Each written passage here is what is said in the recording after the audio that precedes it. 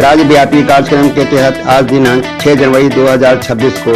चौकी प्रखंड मुख्यालय पर भाकपा माले व सीपीआई के द्वारा धरना दिया गया। गरीब भूमिहीन परिवारों को उजरने पर रोक लगाने, मनरेगा कई पुराने बहाली जी राम जी कानून को वापस लेने, मजदूर विरोधी चार्ले बल वापस लेने, किसानों को सरकारी दर पर खाद उपलब्ध कराने, प्रधानमंत्री योजना कई सूची सार्वजनिक करने, 200 यूनिट बिजली फ्री करने, 500 बीच के किनारे बसे सभी भूमिहीनों को सड़क बनने से पहले उन्हें वास भूमि देने सहित विभिन्न मांगों को लेकर धरना दिया गया। धरना स्थल पर सभा की अध्यक्षता भाकपा माले नेता लक्ष्मण पासवान की अध्यक्षता में सभा हुई। सभा को भाकपा जिला कमेटी सदस्य धर्मेश यादव, सीपीआई अंचल सचिव ललित मिश्र, भाकपा माले के मिथिलेश पंडित,